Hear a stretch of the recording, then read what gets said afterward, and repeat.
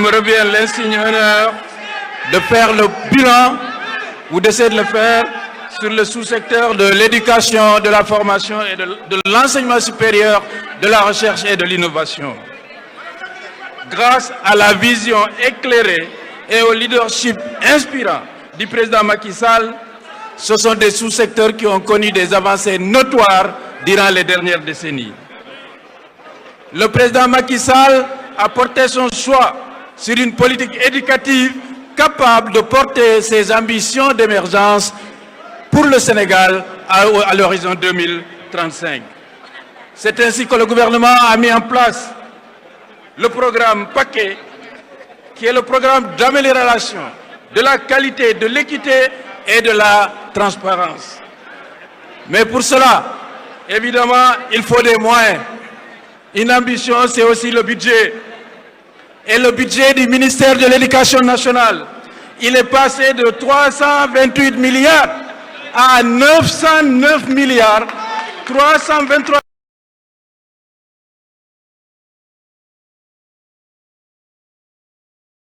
une revalorisation considérable des salaires des enseignants. 355 000 pour les inspecteurs, 350 000 francs de plus par mois. 264 000 francs de plus pour les professeurs d'enseignement secondaire. 225 000 pour les professeurs d'enseignement moyen. 209 000 pour les professeurs de collège. 158 000 francs de plus pour les instituteurs et 135 000 francs pour les instituteurs adjoints. Dans le même état d'esprit, plus de 500 milliards ont été mobilisés en 10 ans pour les rappels d'indemnité, de formation et le recrutement de 20 000 maîtres et professeurs contractuels. Plus de 40 000 enseignants ont bénéficié de formations diplômantes, renforçant ainsi leurs compétences pédagogiques et professionnelles. Mais pour avoir une école de qualité, le président Macky Sall, il a construit le lycée d'excellence de Diourbel. Il a construit les LINEC de Sédhiou et de Kaffrine. Et aujourd'hui, on a noté que l'équipe olympique de mathématiques du Sénégal, ils sont passés de la 12e à la 7e place. Donc, c'est grâce à ce genre de lycée. En ce qui concerne l'enseignement supérieur, les progrès qui ont été réalisés au niveau de l'éducation secondaire, bien sûr, ont trouvé un prolongement naturel dans l'enseignement supérieur, la recherche et l'innovation. On avait 5 universités en 2012. Le Sénégal compte aujourd'hui 11 universités publiques. Nous sommes passés de 5 à 11 universités publiques, dont l'université Souleymane Niang de Matam et l'université du Sénégal oriental. Pourquoi je cite ces deux universités de la côte atlantique? Maintenant, nous allons avoir une université à Matam, soit à 400 km de l'océan Atlantique. Une université à Tamba, à peut-être 500 km de là.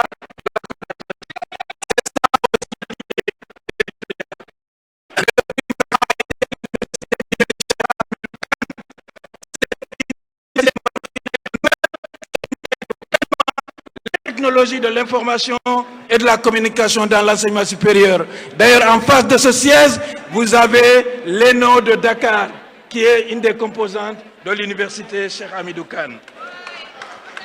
Dans la même démarche, pour une formation tournée vers la professionnalisation et l'adéquation emploi-formation, 6 ISEP, dont 1 à Thiès, Matam, 5 viennent des classes préparatoires aux grandes écoles du Sénégal.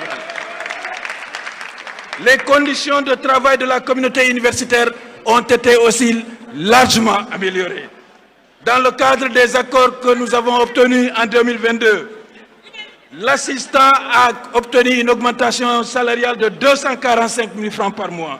Le maître de conférence, 295 000 francs par mois.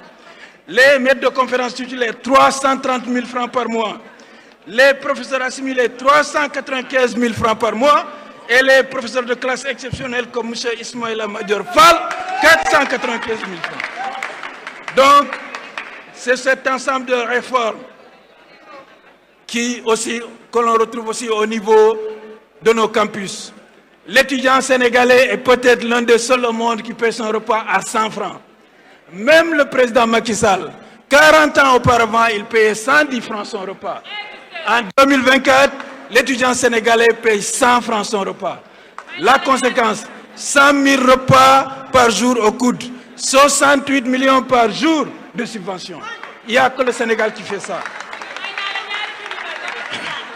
En ce qui concerne les bourses, en 2023, le Sénégal a payé 82 milliards de bourses aux étudiants, contre 35 000 francs en Côte d'Ivoire, qui est pourtant plus peuplé que le Sénégal et qui est probablement plus riche. En nombre de lits, on est passé pour les étudiants de 6 000 à 22 000 lits en 2022. On est passé de 6 000 à 22 000 lits.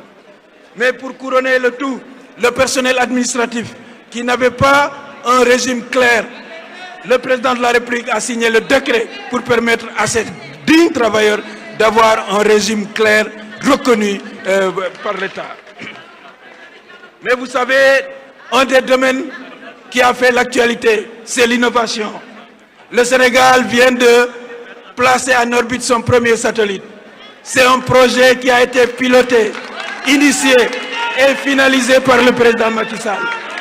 J'ai eu l'insigne honneur de réceptionner le satellite au mois de novembre 2023 à Montpellier.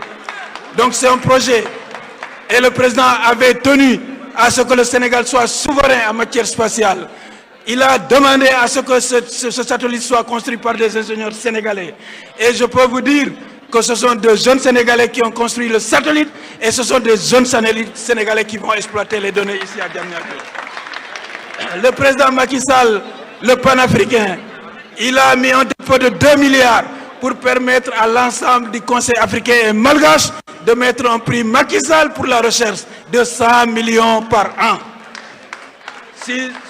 En plus de cela, donc, le Sénégal dispose d'un supercalculateur qui est fonctionnel à Diamniadio. Un supercalculateur qui est l'un des plus puissants en Afrique. C'est le 3e plus puissant en Afrique. Le Sénégal possède des microscopes maintenant électroniques de niveau mondial. Dans le domaine de la formation, vous savez que 30% des élèves des cycles fondamentaux doivent aller maintenant vers des cycles de formation au métier. Donc globalement, parce que le maître de cérémonie m'avait dit d'être un peu court, en résumé, le réseau scolaire et universitaire du Sénégal, il a été renforcé de 83 lycées. Le président Macky Sall, il a construit 83 lycées. Il a construit 356 collèges. Il a construit 5896 blocs administratifs. Il a construit 143 blocs administratifs. Il a construit 78 000 mètres linéaires de clôture. 64 daras modernes, 6 centres régionaux de formation du personnel de l'éducation, 34 centres de formation professionnelle, 20 blocs scientifiques et techniques, 6 universités, 17 espaces numériques ouverts, 6 instituts d'enseignement professionnel. Je vous remercie.